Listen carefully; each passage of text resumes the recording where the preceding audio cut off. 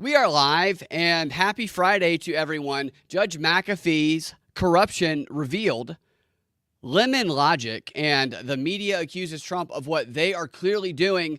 This is the Propaganda Report's Drive Time News Blast. Happy Friday. Today is the big day that everybody is expecting Judge McAfee in Fulton County to let us know what his decision is about whether or not Fani Willis is going to be able to stay on the Trump trial in Fulton County, despite her obvious corruption and abuse of power. And I'm going to say pretty confidently that she will be staying on this case. I don't see any way around it. My expectation is that Wade will probably get kicked off of the case, that McAfee will very calmly and deliberately, as though he's very thoughtful about the whole process, will tell us that, yes, everything that they were accused of was true, but it did not rise to the level of requiring the district attorney, Fani Willis, to be removed from the case, and he might even issue a stern warning or a caution moving forward. I do think, again, Wade will be thrown under the bus, but Fani's ass is staying, and it's all a show, in my opinion. It is all an attempt. This whole operation is an attempt to make it look like a fair process is going on, when in reality, protecting Fani is going on. You see, McAfee, and this is a story I want to get into to start the show off. I make sure we're live on Rockfin. Yes, we are now. McAfee issued an order to I should say this before I go into all of this. I hope that I'm wrong about this. I truly hope that this judge has the balls to make me wrong about this, and I will happily come back on and do a stream later this afternoon if he dismisses Fani, and I will say, I'm stupid, I'm wrong, and I respect your decision. But that ain't happening. I hope it does, but it's not. And this order, or this dismissal of some of the charges that he did yesterday is, I think, evidence that there's no way that that's happening, because him dismissing these 6 counts from the indictment, 3 of them were Trump charges, was not a win, despite what the media and people that support Trump tried to convince people. This is not at all a win. It's a trick, is what it is. It's a trick, as I said, to make this look like a fair process is playing out, like he's impartial, like he's a fair umpire calling balls and strikes as best he can with no personal stake whatsoever in the outcome, which is not true at all. And I've laid that out in multiple shows. He has a lot of stake in the outcome of this. What's up, Candace? It's good to see you this early, too. He's doing this, in my opinion, McAfee, to pre-balance the scales, if you will, to make it look like Trump's side is getting a win, so it's tipping this way yesterday, right before it's about to tip in Fani's direction when he announces today that she ain't going nowhere, she's staying on the case. That's the strategy on the surface level. This is perception control, which you don't typically think of that being a judge's job to do. But this is not actual law. I mean, it's a courtroom, it looks like it, but the way that this stuff is being determined is through the court of public opinion.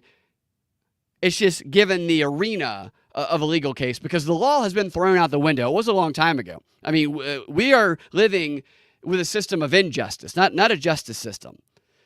And in a system of injustice, it's innocent before proven guilty. It's corruption. It's abuse of power. It's the trial by media strategy. And in the trial by media strategy, one of the judge's roles, as McAfee's is here, in my opinion, is perception control.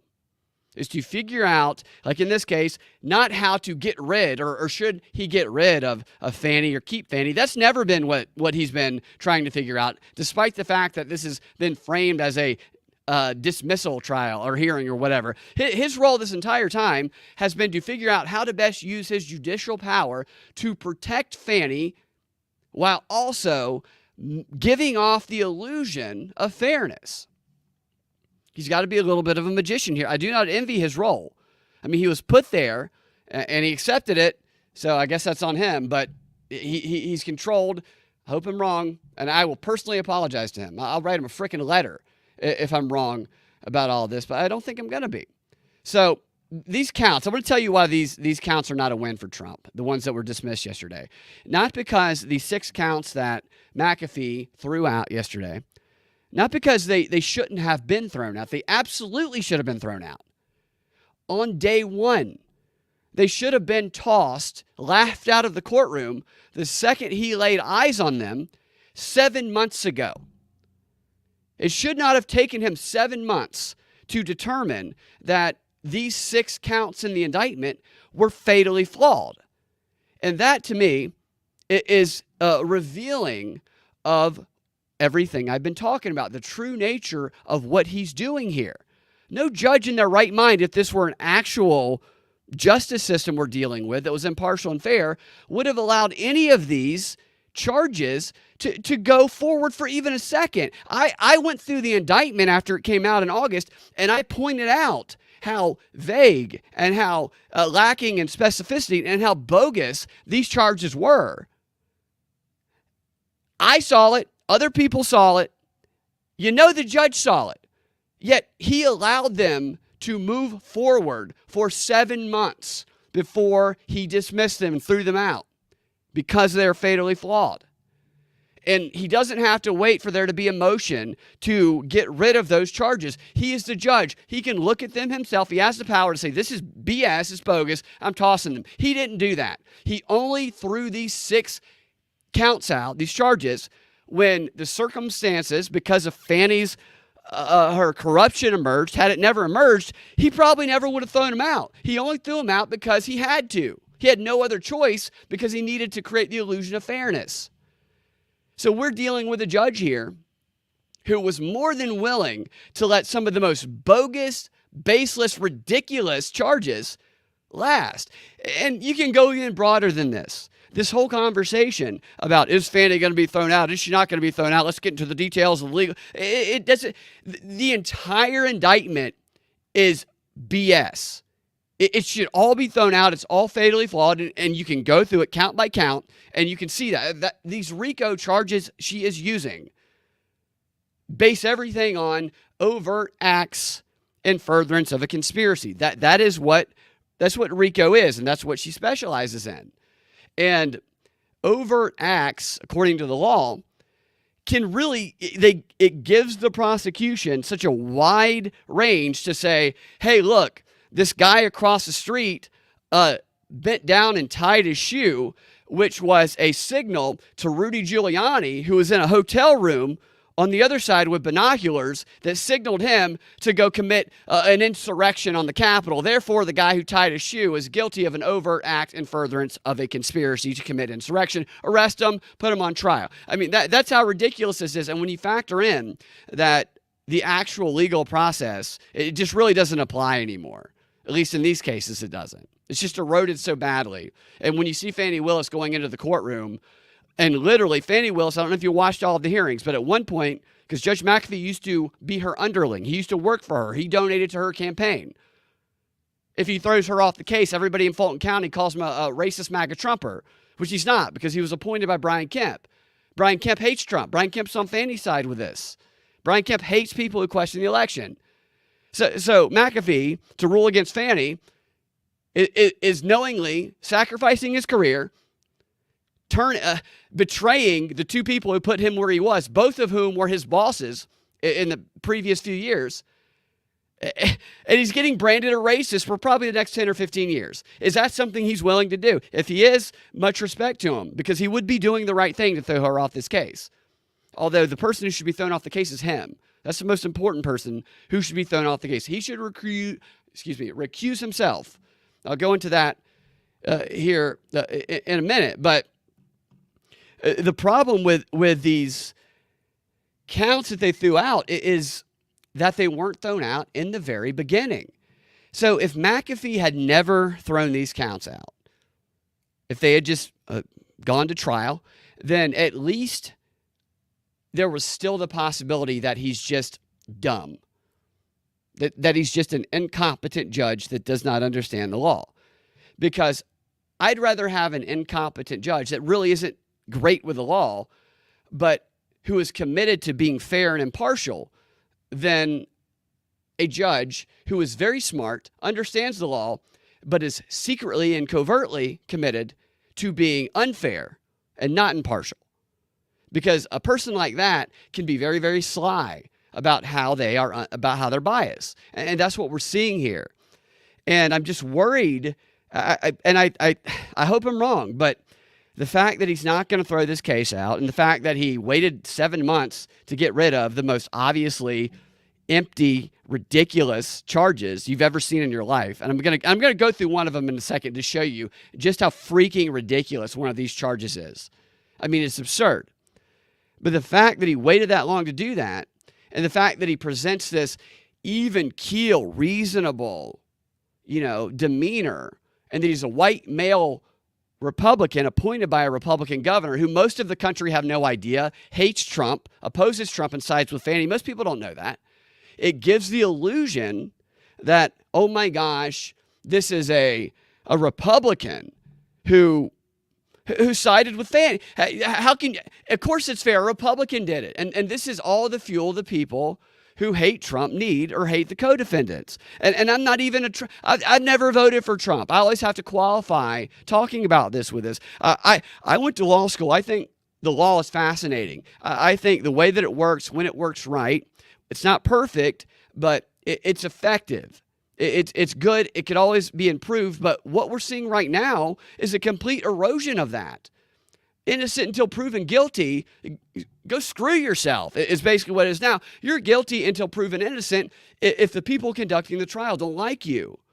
We're not going to use the justice system to protect people's rights. We're going to use them to abuse power and rub it in your face like Fannie Willis does. Fannie Willis is one of the most corrupt prosecutors you're ever going to come across in your life. And not just this case, she has a long history of corruption. She has risen to the top by being corrupt, just like Nathan Wade has. Nathan Wade got promoted in part, not just because he was banging Fannie, but because prior to the job that he got right now, he was corrupt in Cobb County. Because Sonia Allen, who was the attorney for the sheriff in Cobb County, hired Nathan Wade. He was banging her too.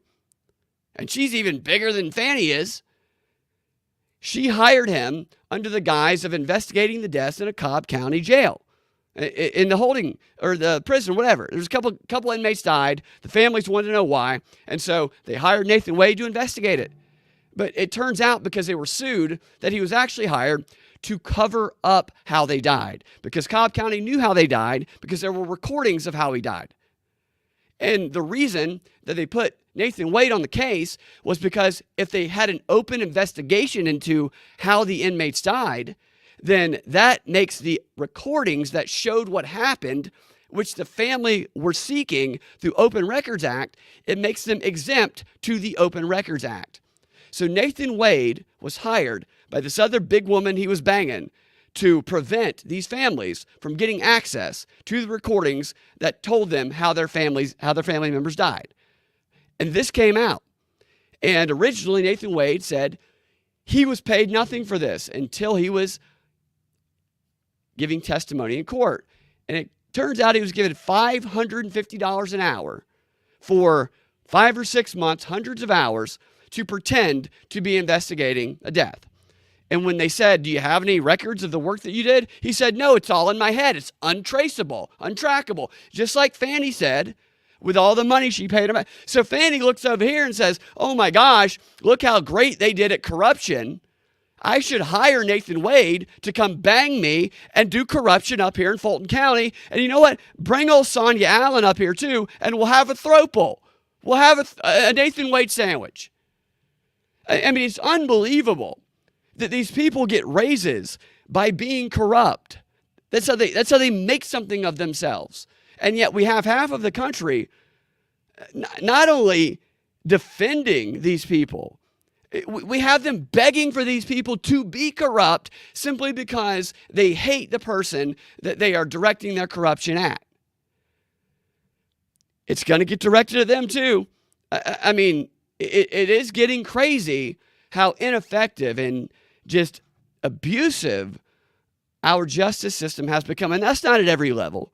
I know that there are good judges. My sister's a lawyer. I have friends who are lawyers. As I said, I went to law school. There's a lot of good people that work in that field.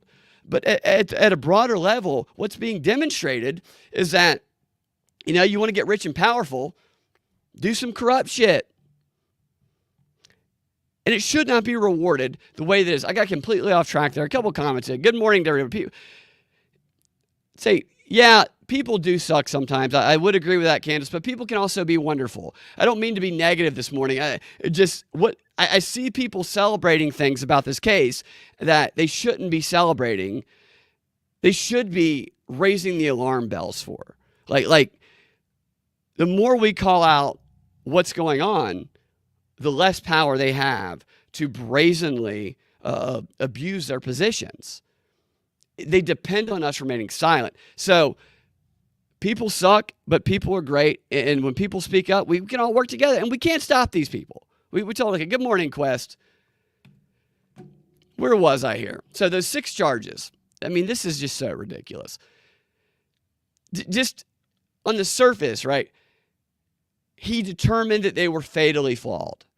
A fatally flawed charge is one that can go nowhere. And in this case, had no specificity, it was vague, and the defense had no way to prepare to defend against it because they didn't know what it was. And when you read the indictment, that's all over the indictment. And it took the judge 7 months to figure this out. 7 months. Isn't that a little weird? Where is that indictment? Here we go. All right, so sorry, I'm trying to find the exact language that he put in this one because it's actually kind of funny. It is kind of funny sometimes, even though it sucks. But the way that they're able to be so serious about such ridiculous things, it's like an exercise in acting. Anybody who's in an acting class, watch some of these news anchors, watch some of these judges and prosecutors, watch Fannie Willis, great actress sometimes. Watch how they're able to say the most ridiculous, illogical bullshit with such a serious, straight face like they actually believe it. I mean, it's impressive at times. Where was it? All right, so here's one of the charges that he waited 7 months to determine was fatally flawed. That was obvious to everybody else was fatally flawed the day that the indictment dropped in August. And this was one of the 3 that was against Trump. And this one is related to that phone call that Trump had with Raffensperger. So everybody knows about the phone call, the damning phone call where Trump was like, Raffensperger, I need you to find 11,000 votes for me. You motherfucker. You need to find the votes. I'm going to cut your fucking head. They act like Trump had a knife to his head and he was going to kill his family if he didn't go find these votes and flip the election, which he didn't do, and his family still survived.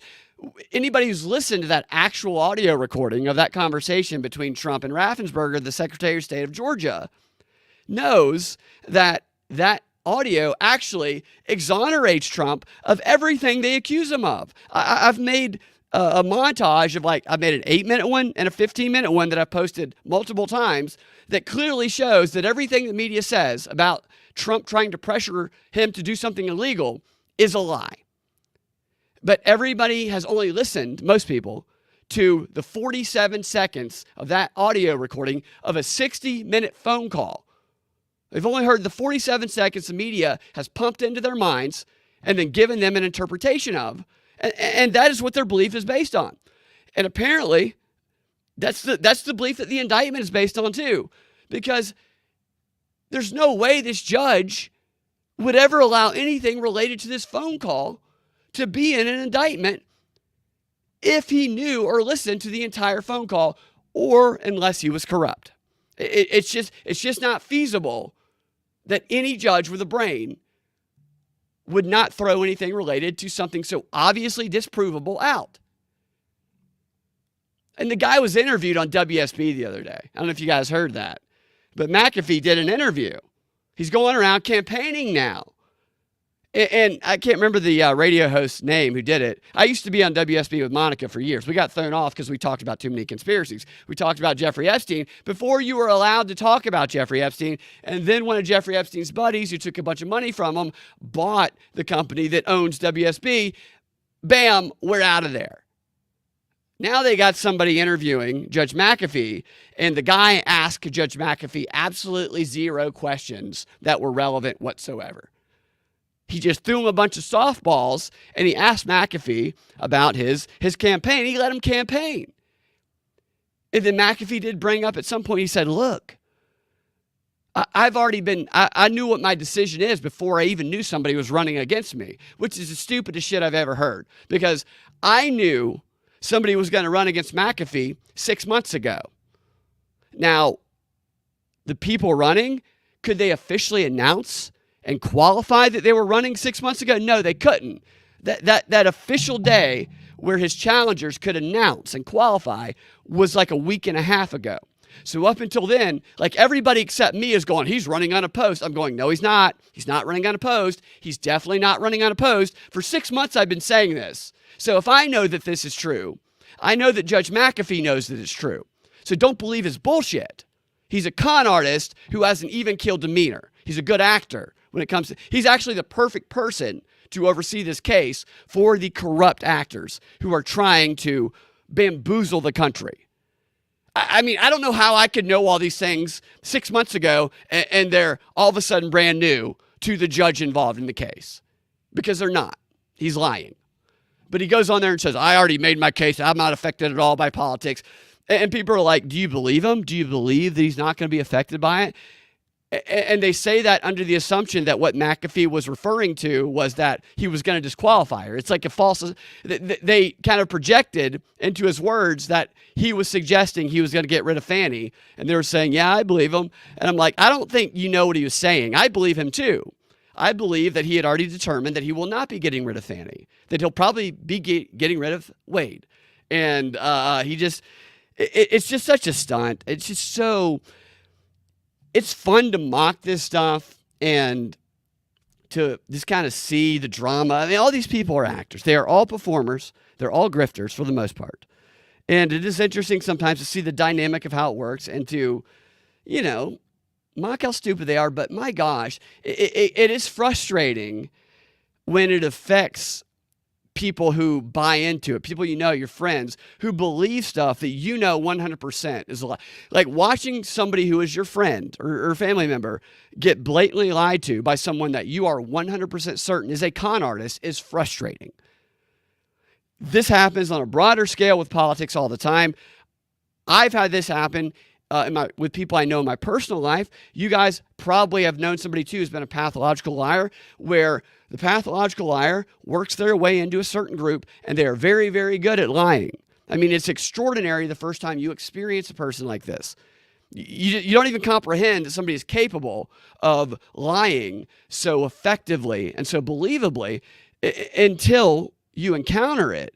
And years ago, this happened to me with someone in a theater group that I knew, and this person had fooled everyone, fooled me in the beginning, and then I started noticing some of the contradictions and statements that this person made and some of the behavior that was going on, and then I started talking to friends of mine who told me things that I knew were untrue. So I started investigating a little, and I discovered very quickly, me and one of my other friends, that we had someone on our hands who was conning everyone and had a history, was a literal con artist.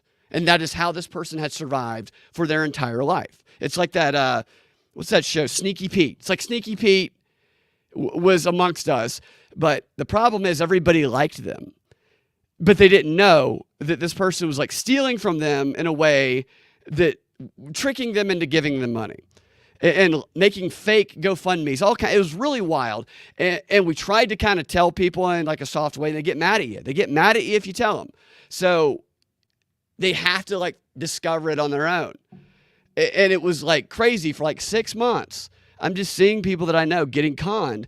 And what I would do is I would ask questions to the person who was conning them that I knew if they answered, it would contradict what they had told people that I knew. And so that was effective. I would ask questions that created situations that exposed them to be a liar. And that worked for some people. For other people, even though they would see this, in fact, I know somebody, this was a female, this person was.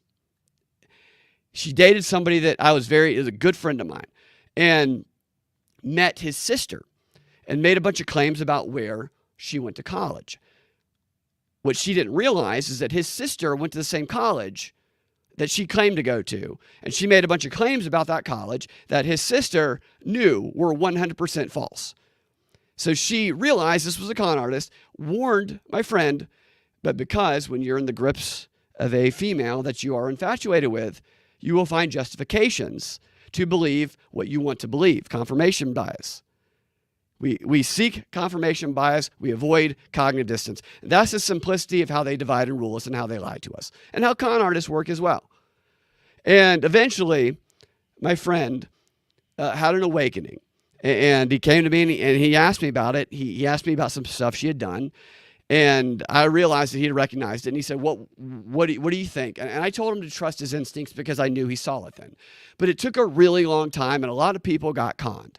And this is a person who doesn't have a lot of money, who is not a politician, who doesn't have power. And they're able to do this on a small scale. I mean, a couple hundred people able to con. These politicians like George Santos. Like George Santos is like the prototypical con artist that you'll see, who rose to power. He's just out and open about it. All of these other con artists are just better at it than him.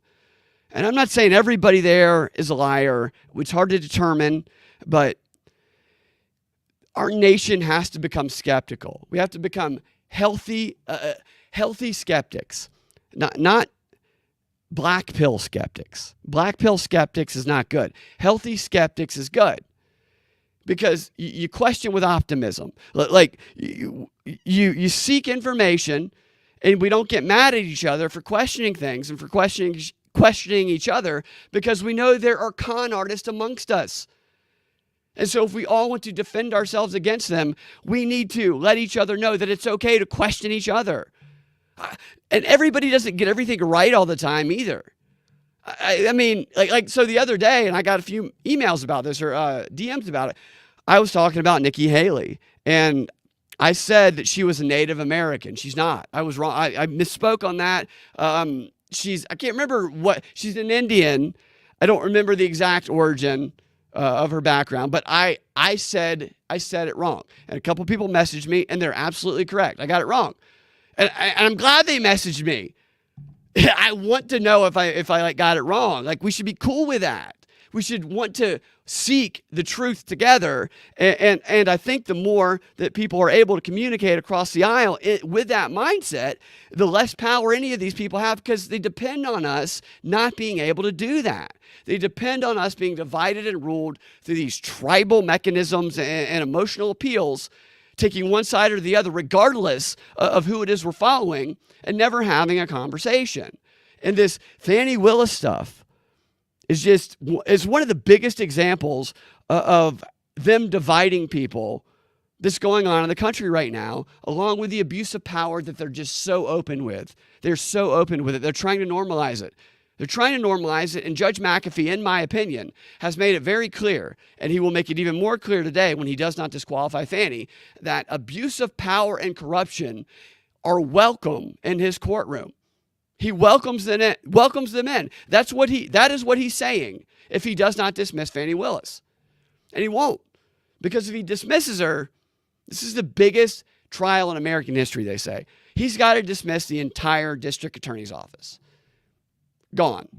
And if that happens, then there's this committee, I can't remember the full name of it, in Georgia, based on Georgia law, that it goes to, who then decides who is going to take over the prosecution next. This takes time. And the person who is the head of that is a Republican. And that Republican, so Fani Willis, a lot of people don't know this. Fani Willis has already been disqualified from a case related to the Trump, quote, January 6th trial. She was disqualified from this case, I think it was last year. One of the people that they wanted to bring in as a co-defendant, I can't remember the guy's name, maybe I think it's Burt something, but he was running for office in Georgia, a Republican, and he was one of the so-called fake electors. Fake electors, that's a made-up name. That's just a made-up name to smear the people involved in a legitimate, available process that had happened before. But because they want the public to think that it's wrong and insidious, they call them fake electors. And so this guy was one of those. And Fani Willis was investigating him. And while she was investigating this guy, she held a fundraiser for his political opponent, a Democrat who was running against him. Can you imagine that? There's a district attorney who's investigating you for a crime, trying to put you in prison, and while she's actively investigating you, she holds a fundraiser for the person running for office against you. I mean, that's the kind of corrupt Fani is. And the judge in that case disqualified her. So she was not allowed to bring this guy in as a co-defendant of Trump's. That did not stop her from naming him in the indictment as a co-conspirator and smearing his name. But he has still not been brought in because the prosecution got thrown over to this committee in Georgia, and the guy who's in charge of deciding who the next prosecutor is going to be has not chosen yet. And it's been a year. It's been a year, and he still has not chosen, which is fine, I think, because I think the whole thing's bogus. The point is, they do not want to throw out the entire district attorney's office because that guy will be in charge, and it will almost guarantee that this will not go to trial before the election. It'll effectively kill the entire thing. And as a white Republican guy living in Fulton County, Stacey Abrams, Fani Willis country, I don't know that Judge McAfee wants to be known as the person responsible for helping the MAGA racist Trumpy Nazis, for saving them and ending the trial. He doesn't want to go down in history as that person unless he's some secret operative that's trying to help. In that case, more power to him. We will see. I don't know. Let me look at some comments here. Ian, good morning. What are you about to do, Ian? That's Ian who does the show.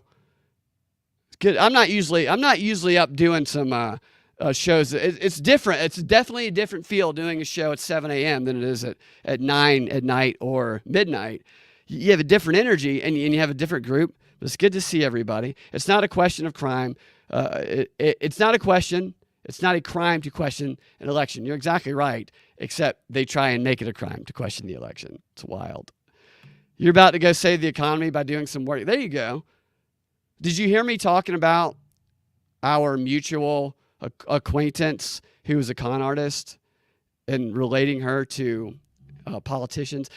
So there's a book called The Big Con. I always recommend people reading this book.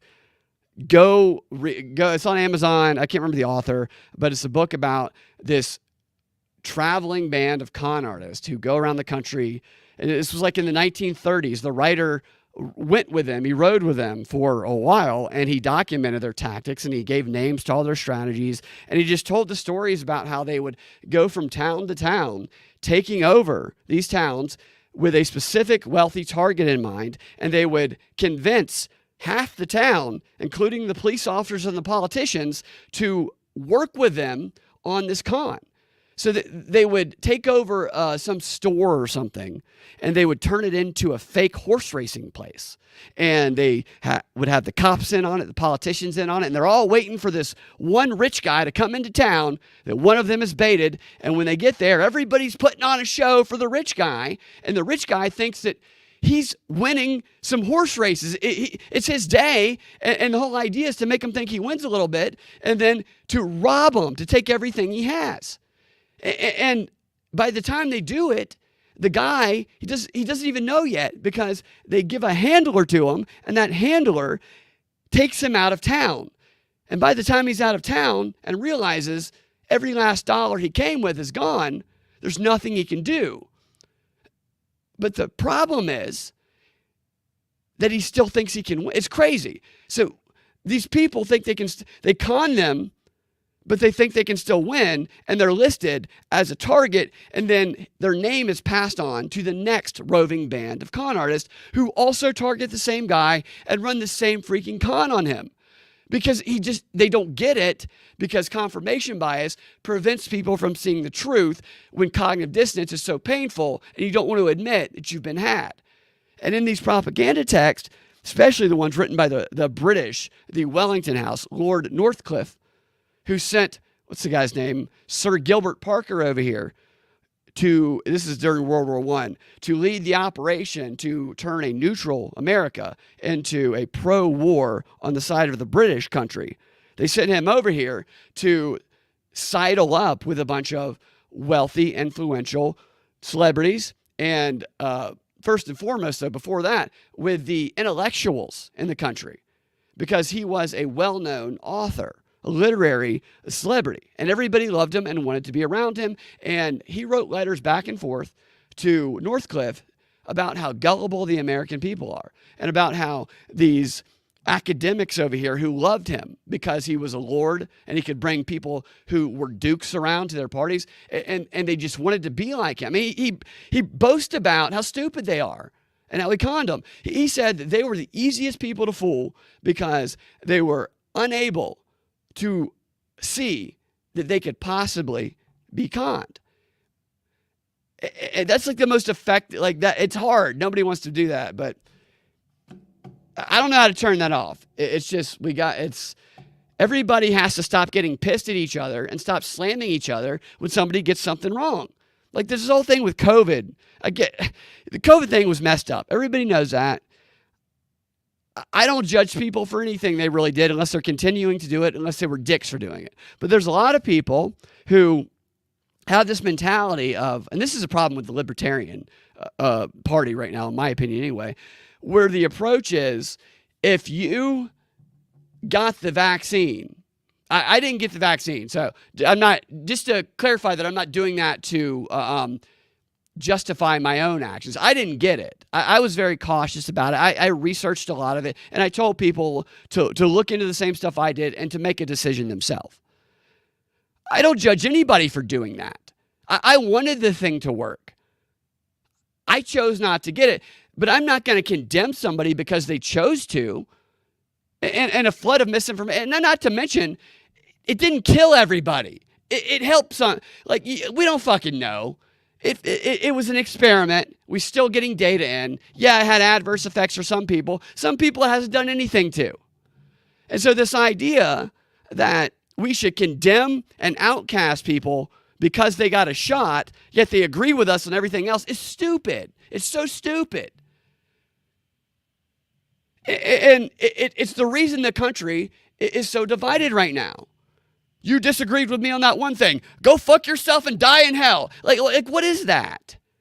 I mean, should we not reward people when they make a decision or they change their mind about something that they might have been wrong about in the beginning with?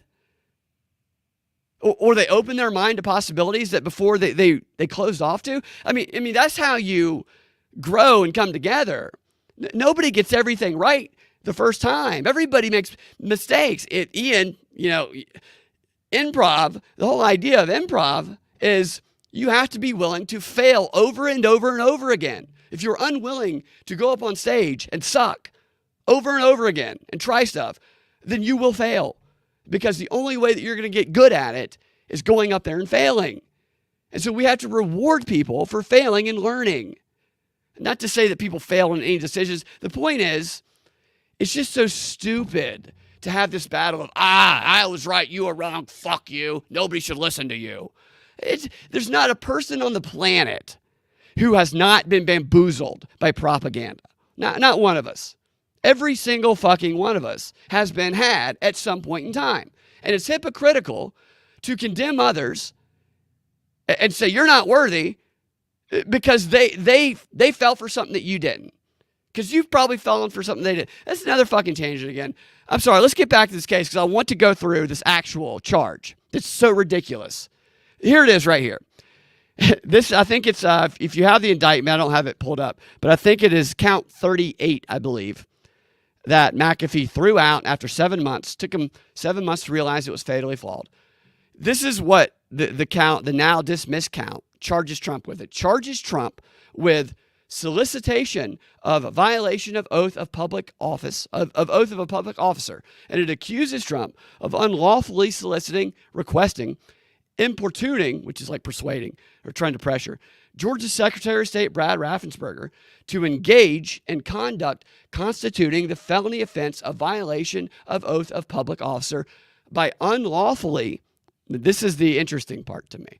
By unlawfully decertifying the election. I should say this. This is a quote. So this entire accusation here in the charge, up until the word decertifying, is Fani Willis's language. But decertifying, this is a quote that Trump said. This is the evidence that Trump committed the crime.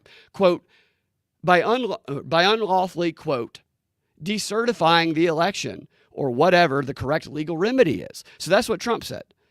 They obviously took this quote out of context and they framed it around Fani Willis's words to make it convey something that it doesn't actually convey. But Fani Willis says by unlawfully, and then the quote, Trump decertifying the election or whatever the correct legal remedy is, and announce the true winner. And then it says, in a willful and intentional violation of the terms of the oath of said person by prescribed law with intent that said person engaged in the said conduct contrary to the laws of the state. So that line there again, though, I really want to emphasize this. Did you notice the contradiction in what Fani said, what she included, and the actual evidence that Trump committed the crime, which was a quote that he said? I mean, it literally contradicts itself within like 7 words. It charges him with trying to get Raffensperger to violate his oath of office by unlawfully, as Fani said, trying to get him to do something. And then to prove that he was unlawfully trying to get Raffensperger to do something, they included the Trump quote where Trump said, his own words, he said, they trying to decertifying the election or whatever the correct legal remedy is. The correct legal remedy. The evidence against Trump that he committed a crime is that Trump told someone to do something lawfully. This is the indictment. This is the one that took 7 months to throw out. Like when you separate the language there, it's confusing. Because, like I said, they took it out of context and surrounded it by what Fani wanted it to convey. What she's saying, though, when you really look at it, is that Trump is guilty of committing the crime of unlawfully telling Secretary of State Brad Raffensperger to use the correct legal remedy. How do you unlawfully tell someone to use the correct legal remedy? Nobody mentions that. I mean, it literally says that in the indictment. An indictment that took 7 months for the judge to declare was fatally flawed and needed to be thrown out. Unlawfully follow the law, I demand. That's the charge. You are guilty of telling the Secretary of State to unlawfully follow the law. The audacity of Fani Willis to include as evidence that Trump broke the law, a quote of him literally telling Raffensperger to follow the law, is beyond me. And this is all they could find. Like, that is the best piece of evidence that she could find to include in this charge to indict him. And this is the best she could find is Trump telling Raffensperger to follow the law. 7 months it took McAfee to get rid of that charge. And the entire indictment is like this. Every single charge is very similar to this. They're empty. They're fatally flawed. That's another signal. If McAfee were a truly fair judge, the entire indictment would be gone. All of it. The fact that only these counts and that it took 7 months to get rid of them illustrates not that he's doing the right thing, but that he only did the right thing because the circumstances of Fani's corruption being exposed forced him to at least get rid of some of the bogus charges. Charges that would have been gone on day one in any other situation with a legitimate judge. I saw it on day one. I talked about it on the show. Many, many other people did too. Judge McAfee absolutely saw it, and he chose to leave this bogus charge and many other bogus charges in the indictment until he absolutely had to get rid of them. This is a corrupt judge who gives the appearance of fairness, and he's very good at that. He is very good at that, and he will fool many, many people. There's even more in this charge. It's so crazy. If you have experience reading these things too, the language is so specific and the way they move the words around, try to manipulate it. And most people never read any of these things. Most people just take the word of kind of the summaries that they hear from the legal experts on CNN, which is usually Jeffrey Toobin. So you have a legal expert who is famous for jerking off on a Zoom camera in front of his female colleagues, and not just jerking off on Zoom, actually taking the top of his laptop where the camera is and pointing it down directly at his dick and then jerking off at his female colleagues. A guy who got his job back at CNN after doing that is your legal expert telling you how to interpret the Fani Willis indictment. And people are like, yeah. Reading the indictment conveys a different story than the lies that these Toobin jerk-off dudes convey on CNN and the other networks, even Fox too. It's I mean, they use confusing language all the time, and they're good at that. Lawyers are very good at that. Fani Willis, people call her stupid. She's not stupid.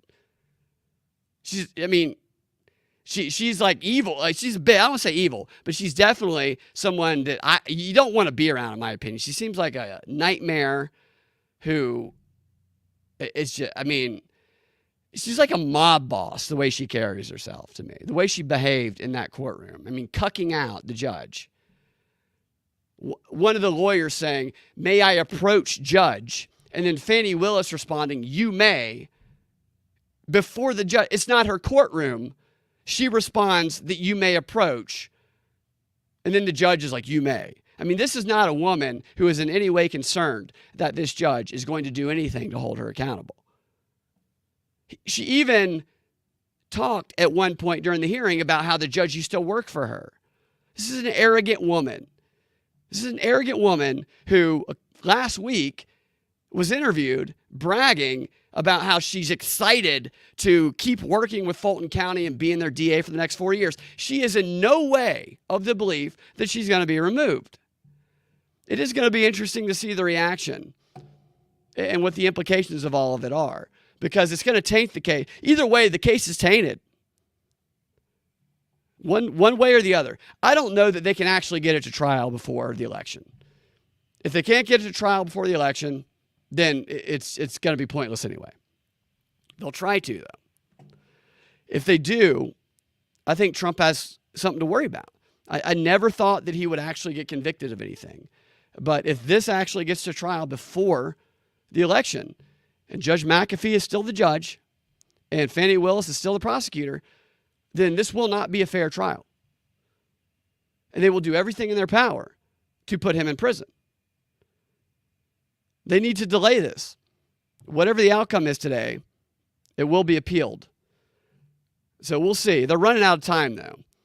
They're also all making a whole bunch of money. That's the other thing nobody ever talks about. Everybody involved in this shit, even the ones whose reputation are being damaged, they're all getting rich off of it. Fani Willis is going to write a book about it. She'll do a reality show. She'll do a speaking tour. Nathan Wade will get paid probably millions of dollars by the fattest 600-pound like black women he can find, have sex with them, because he's proven that that's what he's willing to do.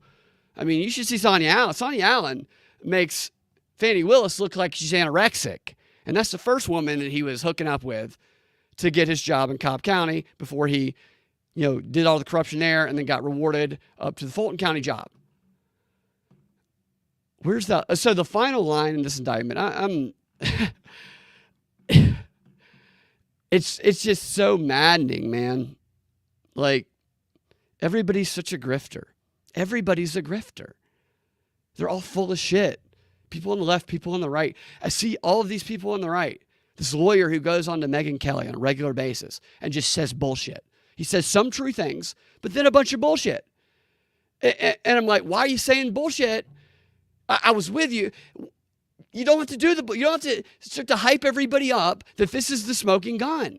Everybody's like click horny. It's like clouded people's judgment. I'm not saying I'm not guilty of it. I am. But it's frustrating. I'm looking for that last line here in my notes of what it says on that one charge to get him unlawfully. Okay, so Trump committed the crime, as I said, of telling Raffensperger to unlawfully follow the law, which the indictment claims afterwards is an act, because this is what it says after Trump's quote. They inserted Trump's quote out of context in the middle of Fannie Willis's language. And before it said unlawfully, after what it said was that Trump encouraged Raffensperger to do this act, which would be in violation of his oath to the state. And then it goes on to say that Trump did so with the intent of trying to get Brad Raffensperger to violate the law of Georgia. So that's all of the confusing language with the evidence of Trump's quote in the middle of it.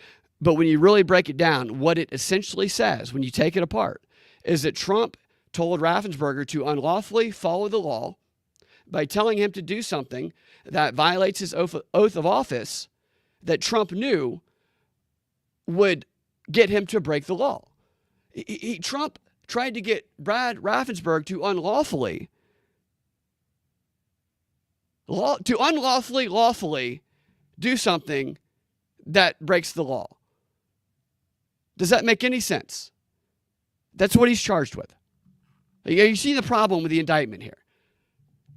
According to number 38 count of the indictment against Trump, he's guilty of the crime of trying to get Raffensperger to unlawfully follow the law with the intent of trying to get him not to follow the law. I'm going to say that again just to really emphasize this, because this shit is pissing me off. The charge, essentially, when you break it down, that just got thrown out after 7 months because it's fatally flawed, obviously, is that Trump is guilty of the crime of trying to get Brad Raffensperger, the Secretary of State of Georgia, to unlawfully follow the law with the intent of trying to get him not to follow the law. You see how stupid and ridiculous this is, and how could any judge allow something like that to remain for 7 months? He would have let it go all the way to trial had he not been forced to remove it. This is why him removing those freaking counts is not a good thing. I mean, it's good that they're gone, but it reveals his true nature and where he lies and that he is biased and that he's not fair. Man, I got to move to a different story. This stuff just pisses me off too much, especially this morning. Maybe it's better I do shows at night. Maybe I get more pissed in the morning about it, and I go a little bit more off the rails. But anybody who tries to argue that McAfee didn't know that this stuff was fatally flawed from day one is just full of it, because I did, and dozens of other people who also talked about it did. And we didn't know anything that he didn't know. He saw the same thing we did. And he's not stupid. He's smart. And I think he was put there to do just this, to protect Fannie and to give the appearance of fairness. So, overall, like I said, Nathan Wade's probably gone. Fannie Willis is staying. There will be some warnings, and it'll be like when James Comey came out before the 2016 election after investigating Hillary, and he says all of the things that Hillary did. He says Hillary's guilty of everything everybody thinks she is. However, she's not guilty of a crime. It's going to be kind of like that, in my opinion. I hope I'm wrong. I hope I look stupid later today. I don't think I will. On to another story. It's enough Fannie for one day. Don Lemon has some logic on free speech that I thought was very interesting in the past couple of days. You guys probably remember, I should say this. Let me get this up on screen first. I don't want to blow the reveal, although you've probably heard the story. Don Lemon, if anything, the guy is a man who's not afraid to do what it takes to, at no cost actually, to get back with his ex, to get back together with the one who really broke his heart. That being CNN, and the elaborate efforts that Don has gone to over the past 5 or 6 months or however long to satisfy his deep desire to once again be inside of CNN has apparently paid off, because last night he joined Aaron Burnett on CNN to discuss something that had just happened to him, a tragedy, if you will, that happened in Don's life. You probably remember when he announced a few months ago that he would be partnering with X to do a new show on the X platform. Everybody was excited about it. Don was excited about it. Elon Musk was excited about it. Even Tucker Carlson was excited about it. Everything was going well for Don Lemon.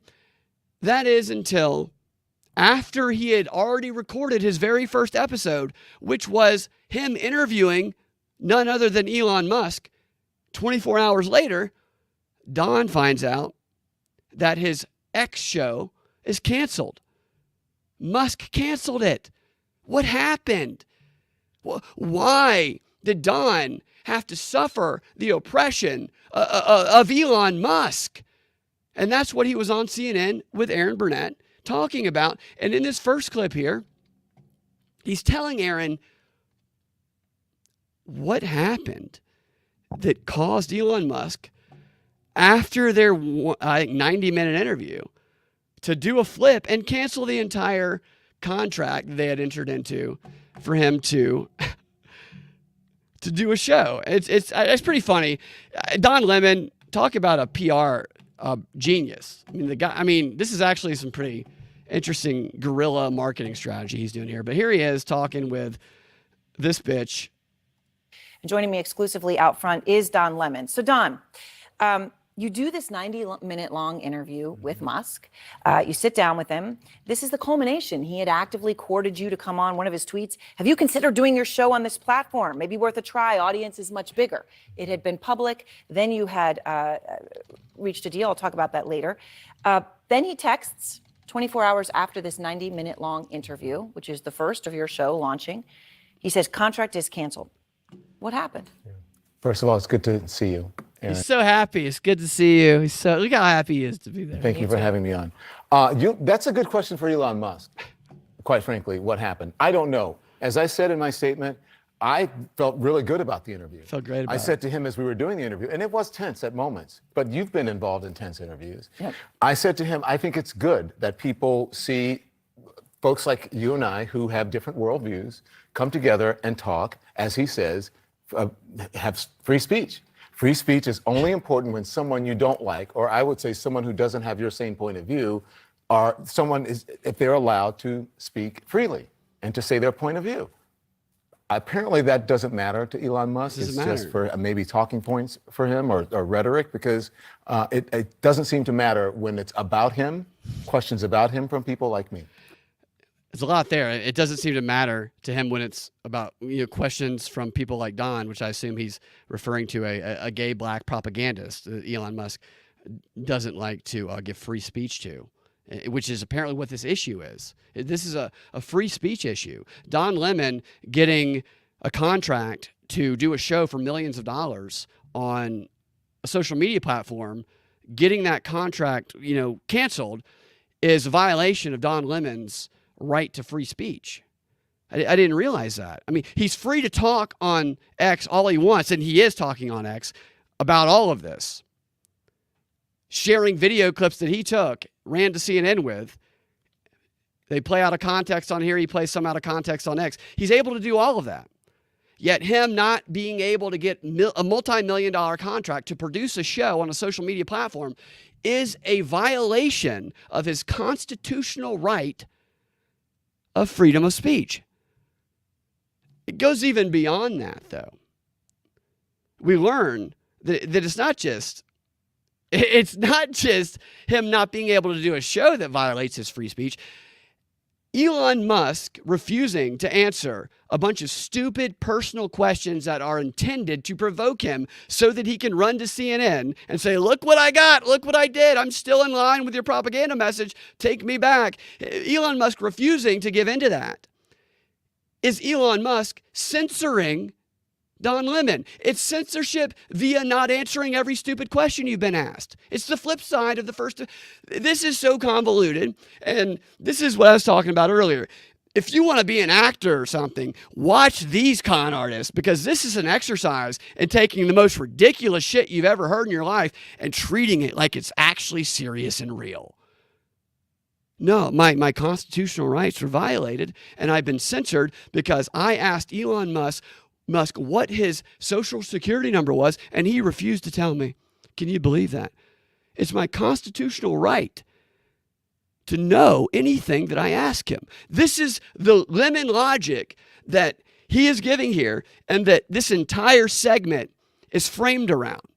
Free speech. Let me play you next how she introduced this entire segment. I mean, this isn't just like a 2-minute segment. This is a 10-minute segment that aired on multiple different networks. He's been doing interviews everywhere.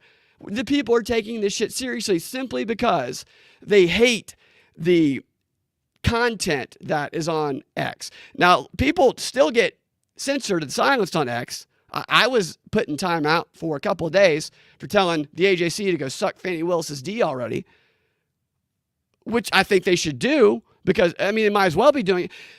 It's not like it's a complete, it's not free speech absolutism. But Don Lemon seems to think the fact that he can't get millions of dollars is a violation. So here is how she introduced the segment. Sorry, losing my clip spot here. Oh, Michael, by the way, Michael Martin, I was talking about where the case gets thrown to if Fani Willis is thrown off the case. Michael, thank you. That is exactly what I was looking for. It goes to what's called the Georgia Prosecuting Attorneys Council. And there was another story, too, about, I can't remember the name of this either offhand, but it was this committee that was created, I think, last year with the idea being that they're going to hold the district attorneys, try and hold them accountable across the state. But they established it, and then it had no power to do anything because the Supreme Court of Georgia, it didn't give it any power. So Kemp last week signed, I think, an order to bypass the requirement that the Supreme Court of Georgia grant power to this committee that's supposed to hold these district attorneys accountable. And the news about Brian Kemp signing this, everywhere in Georgia was like, Brian Kemp signs it, could be going after Fani Willis. But then when you read the details of it, it's not going after Fani Willis. It's just more sensationalism, trying to fuel this hopium that people have about, I think it's people going for clicks or people just wishful thinking. I hope they get her. She's not good, man. That whole office is awful. Here is Aaron Burnett's intro to that. Is that the right one? Hold on a second. I'm not, by the way, I don't necessarily trust Elon Musk either. I don't want you guys to think that I don't trust anybody who has $1 billion, is the richest person in the world, and, hundreds or however many government contracts he has. But what he does, what he says sometimes, I don't disagree with. But Don Lemon, maybe they're working together on this. I have no idea. I don't think so. I don't think they are. I think Don Lemon pulled off a pretty slick publicity stunt. I don't know that he went the right way with it, but it worked for him. And here is how Aaron Burnett introduced the segment with Don Lemon. Elon Musk tells Don Lemon, quote, contract is canceled, end quote. Now, in a moment, I'm going to speak exclusively with Don Lemon, and he has clips of the nearly hour-and-a-half interview with Musk. Clips like this one that we received from Don's production team. Don, the only reason I'm doing this interview is because you're on the X platform and you asked for it. That right there is the Harem Life said that Elon wasn't slick enough. So Don Lemon was able to do something that he never could have done if he were still on CNN, which is interview Elon Musk. Elon would have never gone on CNN. He talks all the time about how they're bogus, they're fake, they lie, and he knows that if he went on there, they would just drill him with stupid questions, like the same questions that Don took this opportunity to drill him. Don Lemon was presented with an opportunity to have Elon Musk. I mean, they're in the same room together. This is not a Zoom interview. He came and wherever they are, I don't know, but they're sitting down together. And Lemon, who had been outcast from CNN, who was welcomed with open arms to X and offered the opportunity to do a show on the platform and make millions of dollars. Even Tucker Carlson was saying, like, you're one of us now. We've all been kicked off of our networks. Let's come together. And, it could be some psyop in that too. But the point is, presented with this opportunity from this person who welcomed him in with open arms after he was basically #MeToo'd off of CNN for being a chauvinist, is one of the main reasons he was gone. He decides to set up Elon Musk and do the exact same thing to him that he would have done had Elon ever gone on CNN and asked him a bunch of stupid, ridiculous questions for the purpose of propagating the same narrative that CNN and all of the other mainstream networks are propagating. The questions that he asked him, and she's going to play some of them, are the exact same things that everyone on CNN always says about Elon Musk, always says about X. It's like Don Lemon is saying, look, I know that we're not together anymore, powers that be, but I'm letting you know that I am still a soldier in your propaganda army who will carry your message wherever I am. Please take me back. Or it was an elaborate publicity stunt that he's going to try and direct people to wherever he's going next, and he's just betting on that making him more money than whatever he could have done on here. I don't know. I will give him credit, though. He's an exceptional con artist. Don Lemon is. Otherwise, I would not do this interview. So you don't think? Do you think that you wouldn't get in trouble, or you wouldn't be criticized for these things? I'm criticized constantly. I could care less. We're going to have more clips from Lemon's interview with Musk in a moment. In a statement earlier today, Lemon writes in part, quote, "There were no restrictions on the interview that he willingly agreed to. We had a good conversation. Clearly, he felt differently. His commitment to a global town square where all questions can be asked and all ideas can be shared seems not to include questions of him from people like me."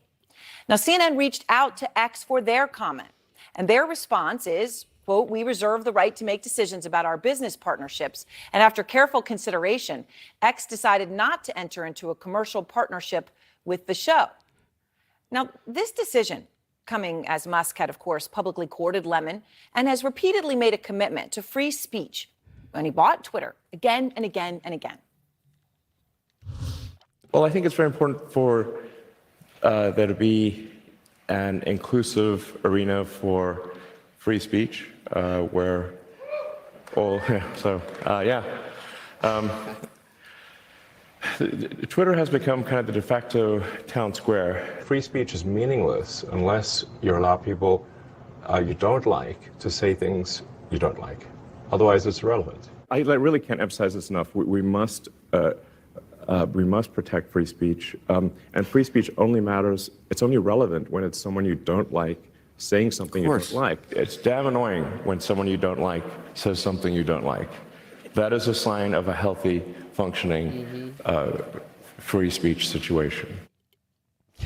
Again and again and again. And remember, Musk's X has over 250 million daily active users. 250 million people on this planet resolve it. Use it. It is the town square. That's the framing of this, that this is about free speech. This is so not about free speech. There's no violation of free speech. Look at Don Lemon's Twitter page. Let me pull this up. Don Lemon is not censored on X. He is all over X. Like here's a video of Lemon saying, for those wondering, if I asked the hard-hitting questions of talking about Elon Musk, he has hashtag the Don Lemon Show March 18th, so I guess he's going to bet on YouTube. He leaves a little 10-second clip of him here really asking the hard-hitting questions to, or at least in his opinion, to Musk. So let's get into it. Are you under the influence of anything? You said you learned your lesson. What did you learn? So you don't consider that hate speech. What is the evidence? Do you know what the term woke actually means? Do you have any responsibility to the truth? So let's get into it. So there he is, making it look like he is just asking Elon Musk all of the questions that nobody's afraid to, or nobody will ask him to his face. And it's on Elon Musk's platform.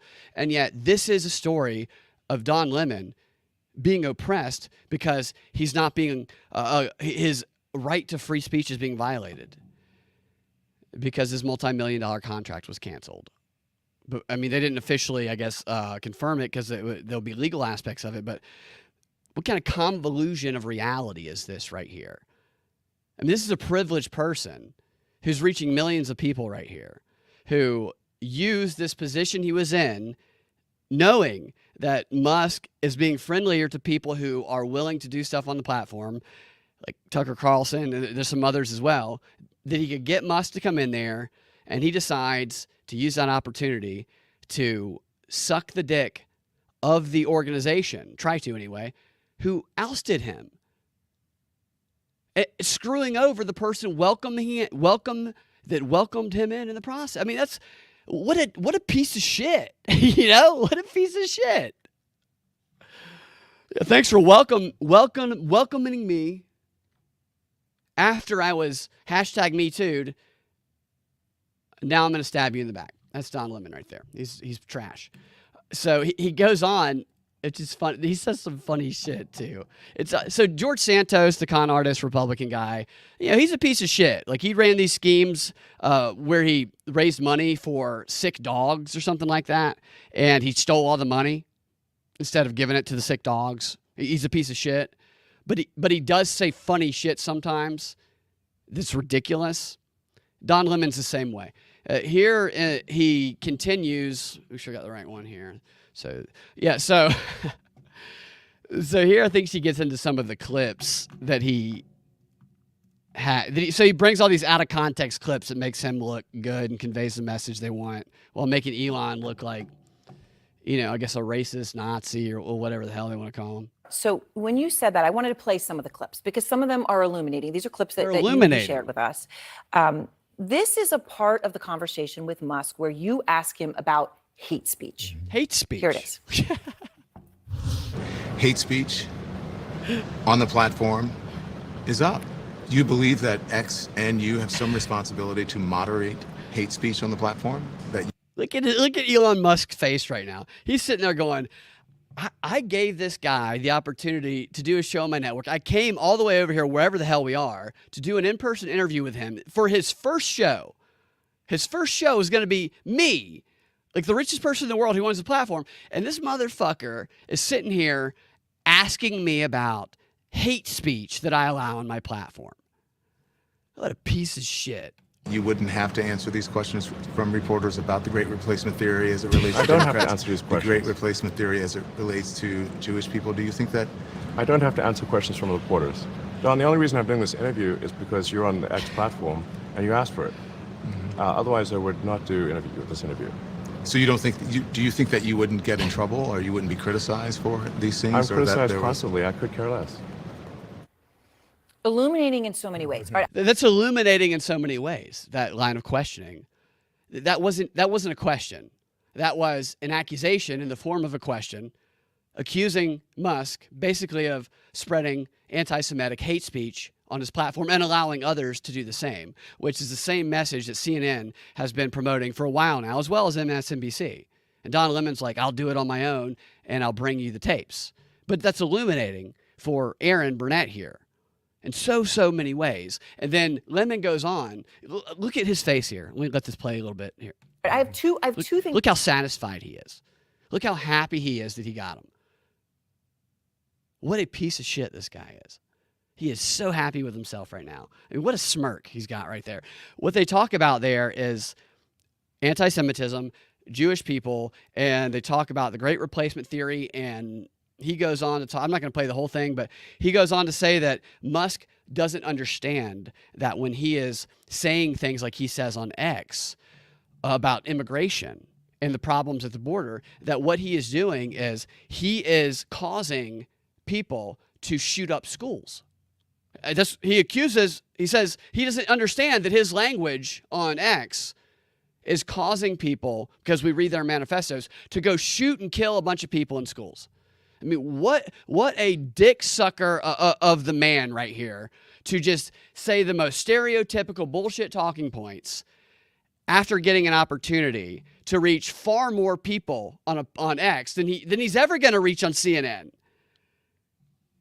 Look at that smirk, man.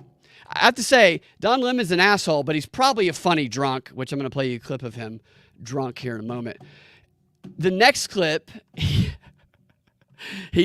starts talking about Elon Musk use of drugs. So that's what he goes into next. Elon Musk is here. Let me start by asking you why you're an anti-Semite who spreads hate speech. Now let's talk about how you abuse illegal drugs. That's where this is going next. Let me get the other one up here. Just what a dipshit, man.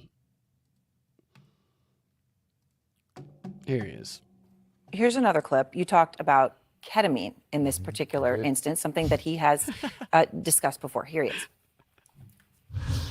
You talk about your ketamine use and depression. Have you You also have said, and The reason I should say, the reason You talk about your ketamine use and your depression is the way he started that question. I mentioned the ketamine prescription on the X platform was because I thought maybe this is something that can help other people. That's why I mentioned it. Obviously, I'm not a doctor, but I would say if someone has depression issues, they should consider talking to their doctor about ketamine instead of SSRIs. Very civil conversation, but that is where it got very personal. Well, it got personal, but I didn't put that out there. He has spoken very freely about his use of, those are prescription drugs, but about his use of ketamine. I would not have brought it up if it was. On X, he posted it. He posted it. Yeah. And so I would not have brought it up. He says he wouldn't have brought it up. There's no way that he didn't tell Elon before this interview, here's an idea of what I want to talk about. And there's no way that he told him any of this. He almost definitely told him something else and then blindsided. Did the bait and switch here. I mean, who does that? Hey, you spread hate speech. Now let's talk about your depression and your, as he's about to mention here, illegal use of ketamine and other drugs. Because that's someone's personal information. So I asked him about it. Also, it's no secret. His drug use, or alleged drug use, I should say, has been extensively written about it by very credible news organizations like the Wall Street Journal. They're so and I asked credible. him that, and he said, listen, I have not read the Wall Street Journal. I don't read the Wall Street Journal. If I don't have time to read about everything that people write about me, I would never get anything done. But also, we remember on Joe Rogan, he took a puff of marijuana, right? Oh my God. He said it was just a joke and I only took one puff. Elon Musk is responsible for satellites, for Starlink. He's responsible for Tesla. And he smoked marijuana. He's responsible for a number of different companies in the stock market. Yep. And I think that it is important for people to understand his mindset, whether he's using drugs legally or not, and even if the ones he's using, that's one of the supposed to most be powerful people on the But planet. he's one. But ones that he's supposed to be, that he is using prescription-wise, that he's following a doctor's orders under that. So that's a weird little part there. Don Lemon, he's worried and he wants people to know if Elon Musk is taking the drugs his doctor prescribes him according to the prescription. You're not taking too many or too few. What a weird little personal detail there to go into. And I didn't realize this. Maybe you guys knew this. I didn't know that Elon Musk put all of the Starlight satellites that are in space in jeopardy when he took one puff of marijuana on Joe Rogan's show. They could have all fallen out of the sky. I mean, we averted disaster. This coming from Don Lemon, who is the reason why CNN changed their alcohol policy for their anchors on their New Year's Eve show. They changed it. They no longer allow anyone other than Anderson Cooper and that other gay guy who are doing the broadcast earlier or something. I don't know why they get the exception. They can drink a few drinks, but nobody else who is the in the field anchor, Don Lemon, are allowed to drink anymore because Don Lemon's antics got so insane. Piercing his nipples live on screen, taking shots, getting on stage and screaming at people, pulling his shirt up, talking about dicks, which I talk about dicks. Everybody talks about dicks sometimes, but Don Lemon talking to, I think it might have been Dulce, actually. I'm not even going to go into the details of it. I'll play the clip for you. I'll let them hear it. It's the pot calling the kettle black a little bit here to criticize someone for taking one puff of marijuana on television who spends every New Year's hammered drunk embarrassing his network. But yes, he's one of the most consequential people to the planet. And that was one reason why I was attracted to that. In this conversation, you did talk about Trump. And again, given his role, he's one of the most powerful people in the world, running X, who he is going to support, whether he... All right, so that clip, that clip's kind of boring. He tries to pressure Musk into saying that he's supporting Trump.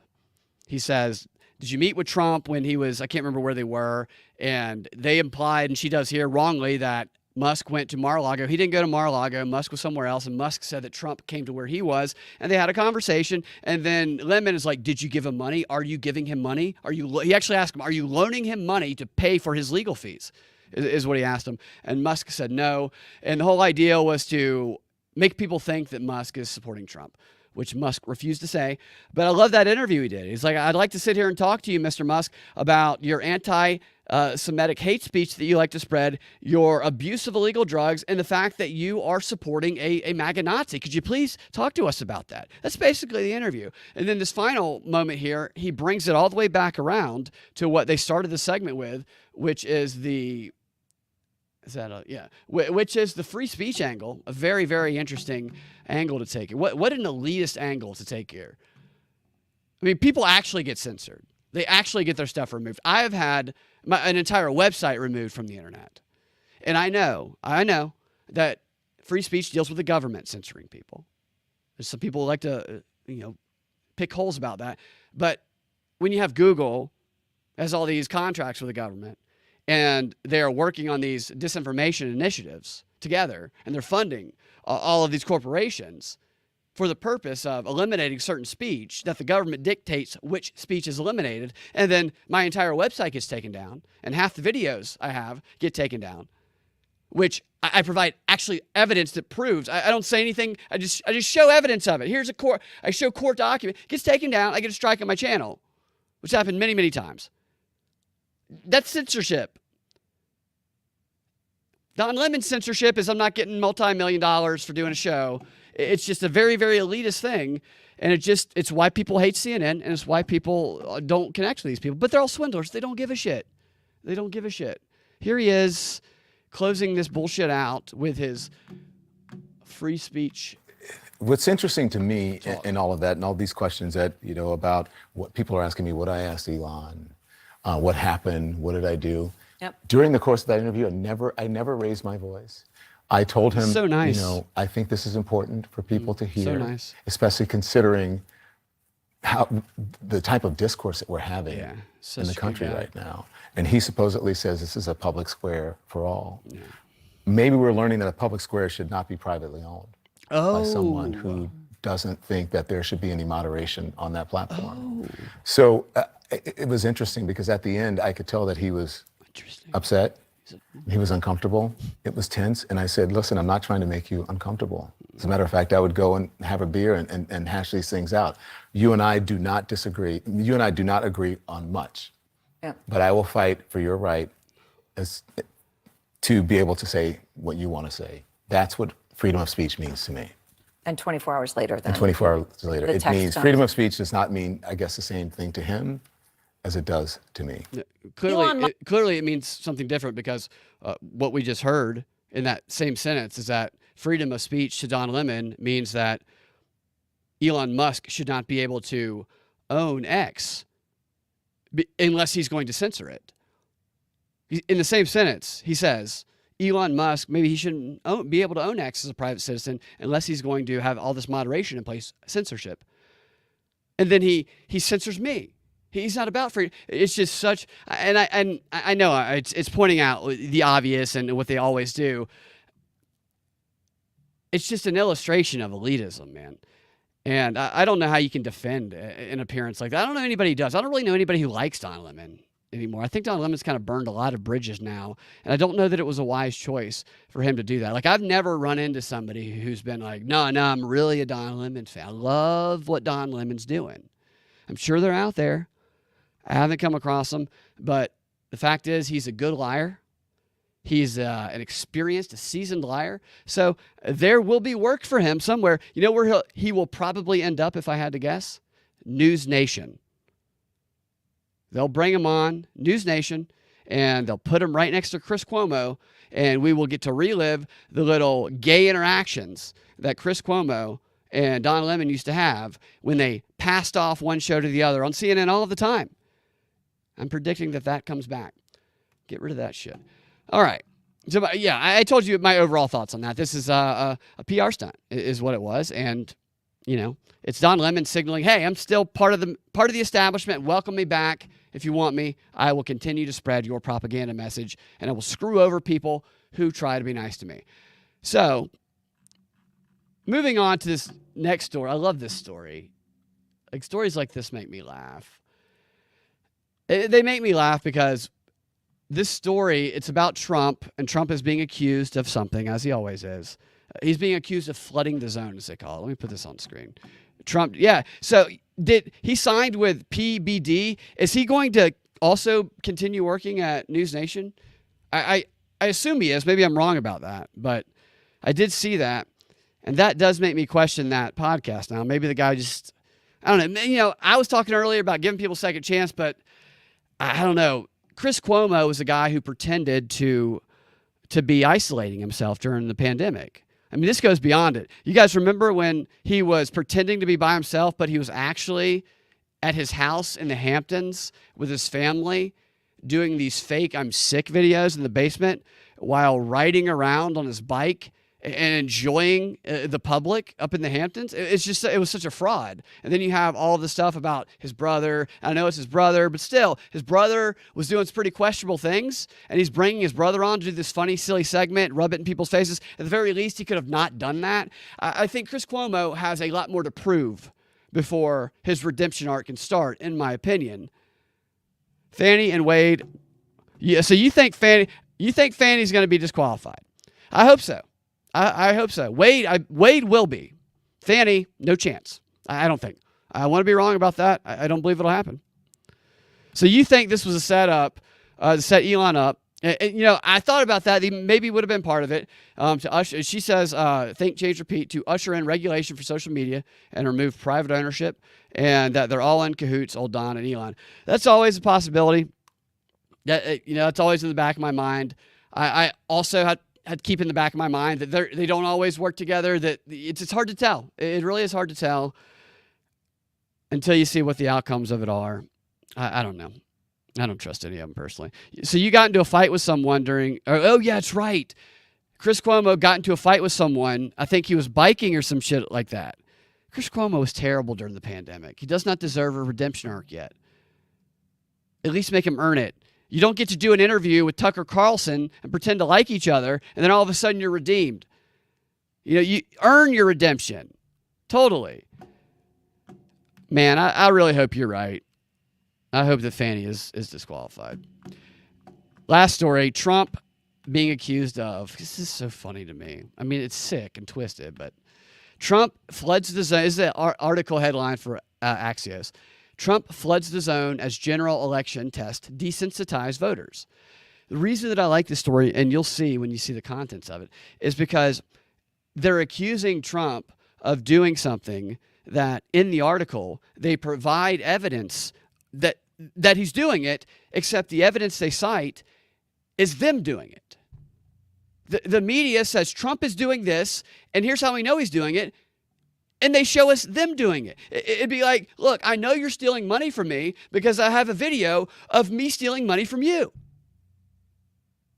That's kind of the structure of this article. Like the argument is completely disconnected from the claim that's being made. It's like they don't even try to connect the two and have any reason or logic at all to what they're claiming.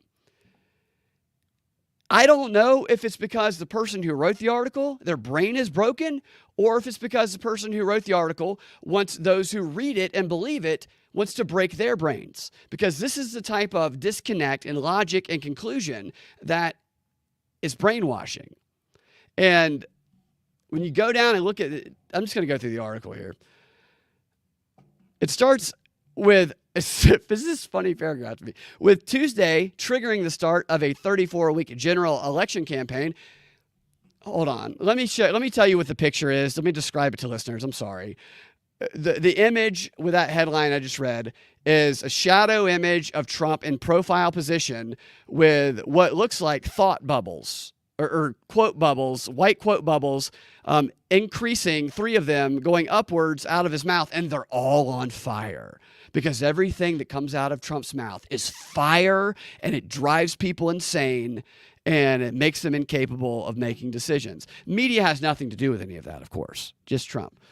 Back to that first paragraph. With Tuesday triggering the start of a 34-week general election campaign, critics of the former president are imploring voters and the media to hold the presumptive GOP nominee to the same standard as any politician. They're imploring the media to hold Trump to the same standards as any politician. What universe is this writer living on?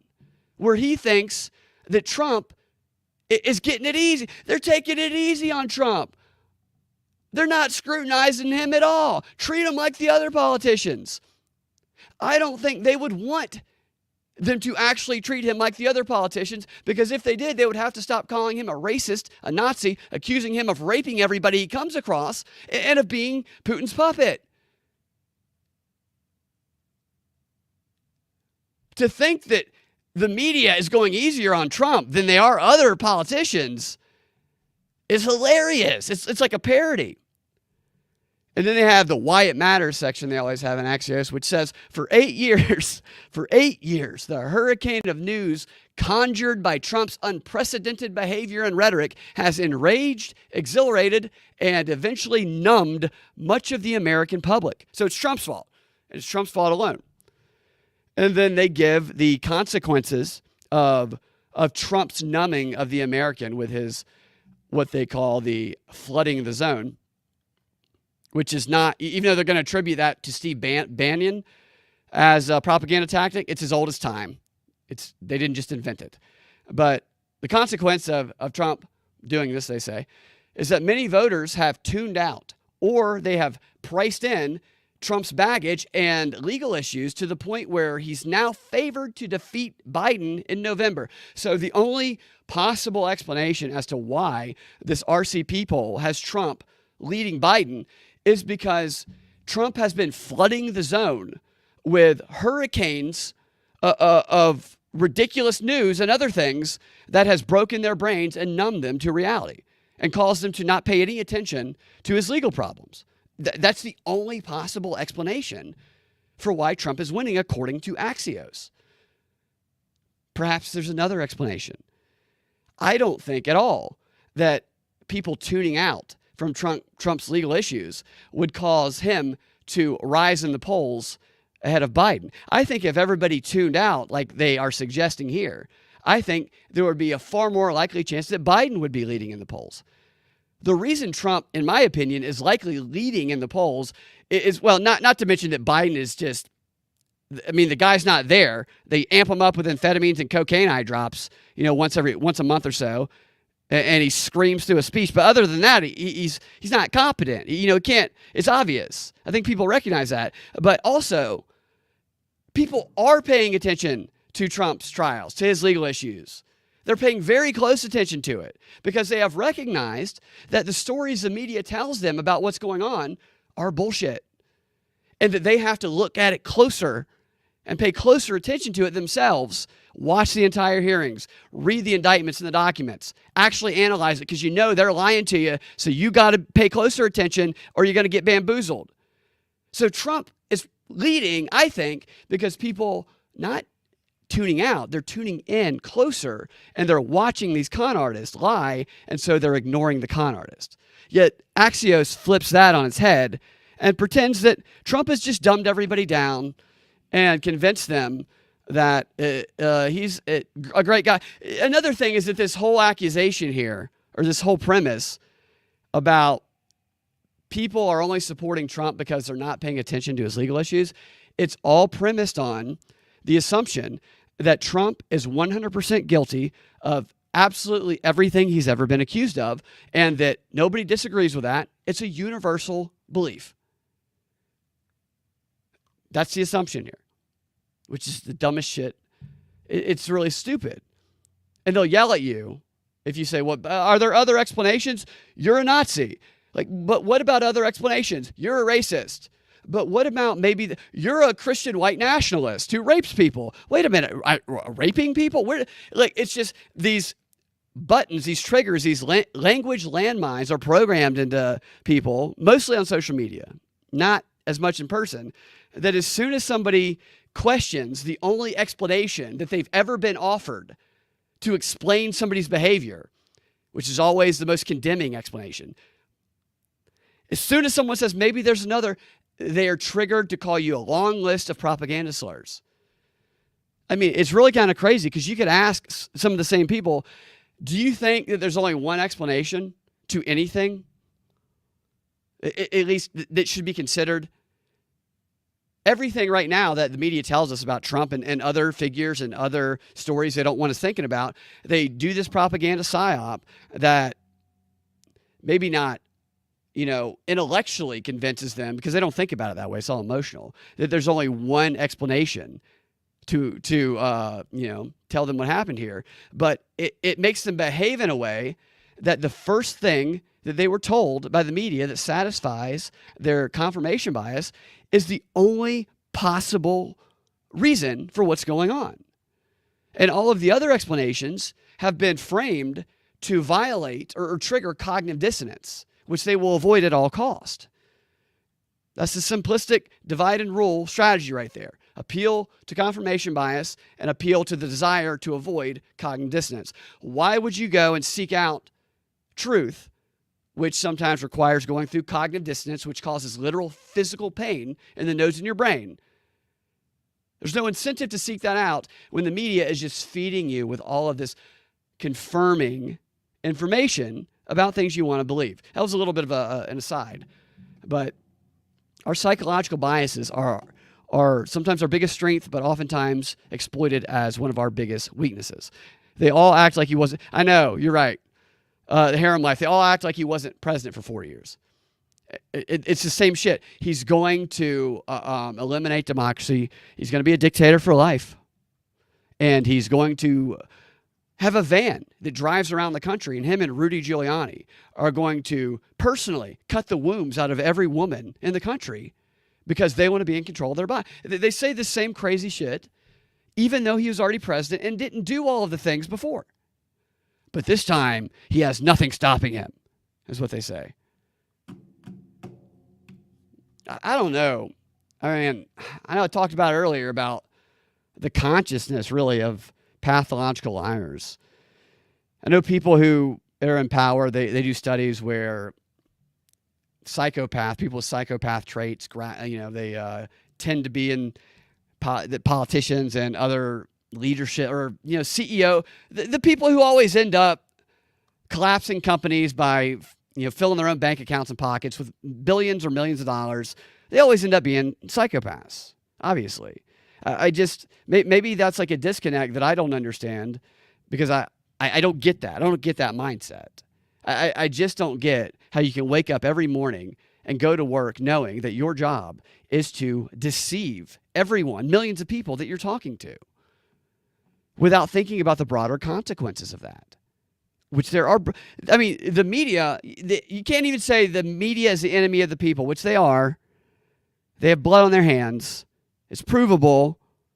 It's the biggest control mechanism and the biggest problem.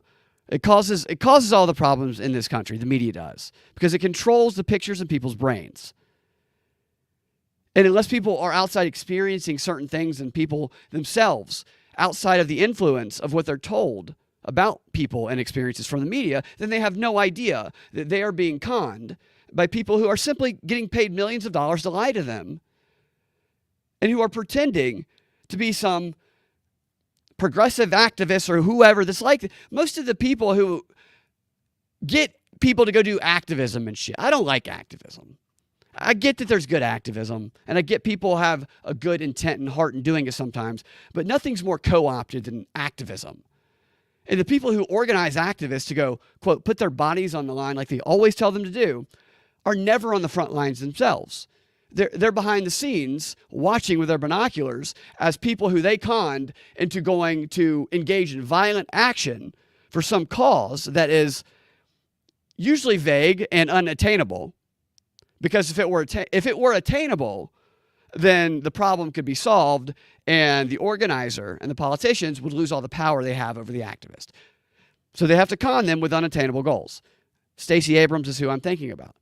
These people rise politically from their towers in the sky, pretending to be one of the activists they organize.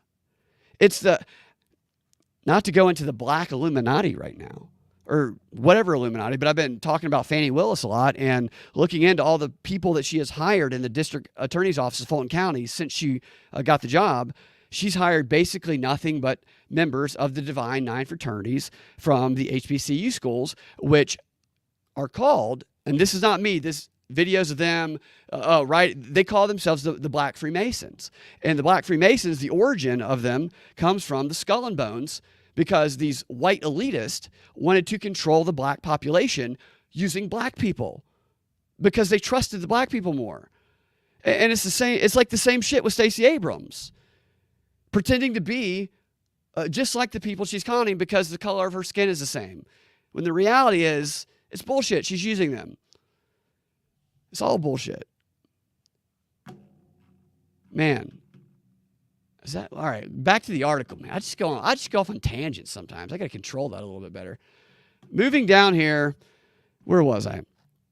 Oh yeah, I want to tell you the examples, which I, prompted like 10 minutes ago. But the hurricane of news, and then so they bring in the expert now to explain things to us from the Financial Times. It's a guy named Ed Luce. He's going to explain this phenomenon of Trump flooding the zone and numbing voters into ignoring his legal issues and therefore supporting him. He calls this phenomenon the banality of chaos. I guess that's a coin that this asshole termed. And he says that Trump's candidacy is so far off the charts, it's almost paranormal. It's almost paranormal. No explanation of what that means. And then he writes that most of the president's former controversies, they just no longer break through to the public. And again, the only explanation is that Trump has flooded the zone and numbed them to this reality. It has nothing to do with the media crying wolf over and over again or people investigating things themselves.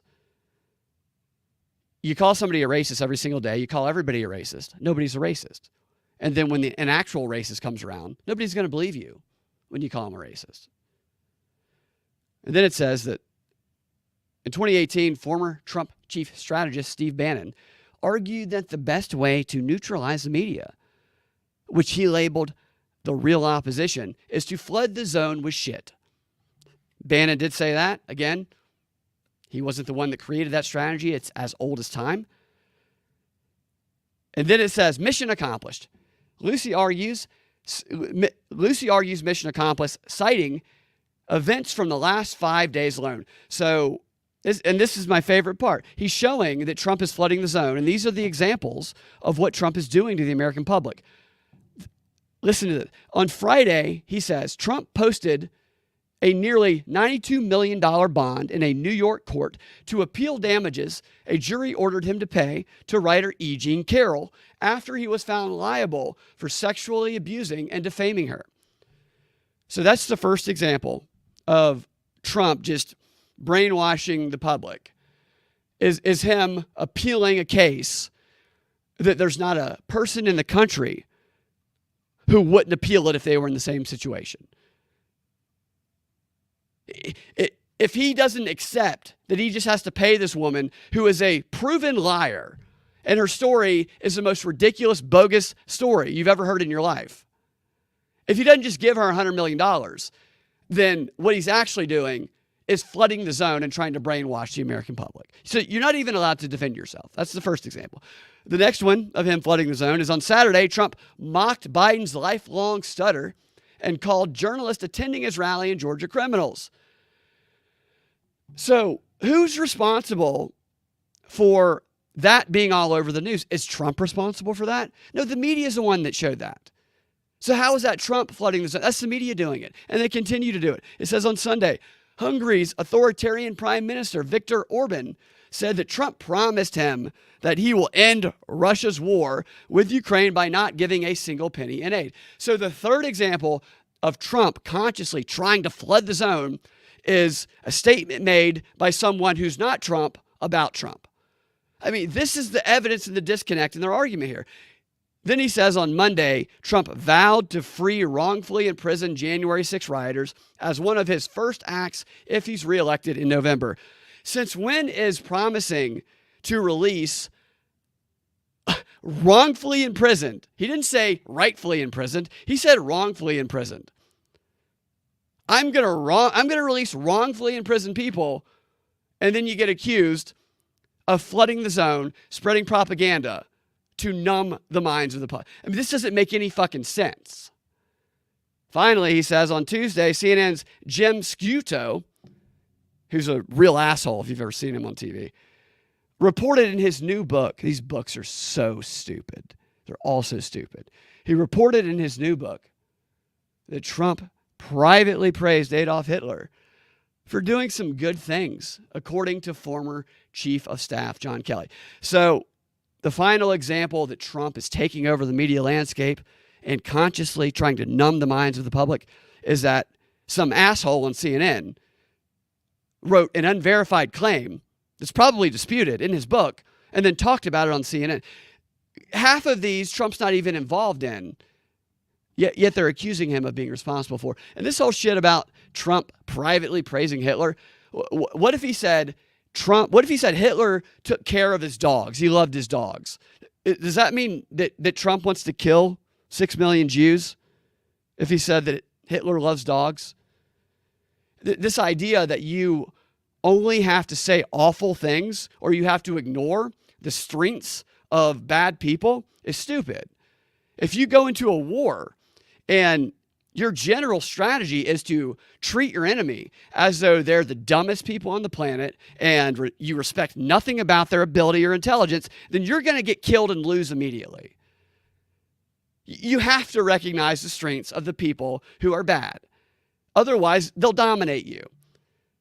And yet, anytime somebody embraces that, which is normal, he's just like Hitler. He wants to kill all the Jews, including his daughter. This is like a parody, this shit is to me. He goes on to say there's plenty more to choose from, plenty to choose from, including his false claim that Democrats used artificial intelligence to create a montage of his gas. I didn't see that one. My guess is that maybe he did do that. Maybe he was kidding about it because they tend to take things that he says when he's kidding and treat them literally. I don't know, man. I don't know what it would be like to work at one of these places. I think that might be like an interesting TV show or documentary or something where you get to get a glimpse inside one of the newsrooms at one of these places where they just sit around with their whiteboard and they're like, well, what are we going to talk about today? And it's like they have the word Nazi just drawn on the far end of the whiteboard and the rest of the whiteboard is blank. And they're like, how do we get there today? And then whatever happens that day, they just create a story that links all the way back and up to Nazi. The same conclusion every day. I don't know. It would be interesting. I know that what's his name? The guy who he infiltrates all these groups. The Veritas guy. What's that guy's name? You guys know what his name is. James something. James O'Keefe. James O'Keefe is cracking me up. Have you guys seen his latest videos? I mean, that dude is nailing the gay thing. He's got that gay character on lockdown. It's getting a little, it's gay guys in DC. How do you not know James O'Keefe at this point? It's like he's fooling every gay guy on Grindr who lives in DC. He's like taking an improv character and he's applying it to investigative reporting. He's doing a great job of it. It cracks me up. I feel bad for those guys sometimes, though. I think people get roped into positions when they're young, and there's this feeling of power, and you are doing something that other people look up to and admire. And I don't even think people necessarily get into it because they want to do bad shit. I think they can just kind of fall into it sometimes. And I think if O'Keefe really wants to get all the good footage that is damning, I think he needs to get his hands on all the hidden cameras inside the walls of Congress where all the gay sex videos are that they never talk about. You guys have heard those stories, I'm sure. There's 2 of them. They don't ever talk about them, but there's been 2 gay sex video incidents from hidden cameras in Congress that just got swept right under the rug. And they are clearly blackmail stories. Why would anybody want to be a politician? Unless that's what you're into. Like, if you're into that, yeah, go for it. Anybody else, I don't understand why you would want to be that. Thank you guys for watching the show. I was a little erratic today. I recognize that. A little sleep deprived. But it was fun anyway. And one more thing. I love this, and then I'm done. Did you guys see the humanoid robot, his name is Muhammad. They named it Muhammad, from Saudi Arabia. They unveiled this robot, and it tried to grab the ass of the presenter, which you know, he knows what he wants. That's all. I wonder who programmed it. They're going to hashtag me too, these robots. Here it is. Very short. It's dressed in a Saudi Arabia garb. Here. You see it? Look at it.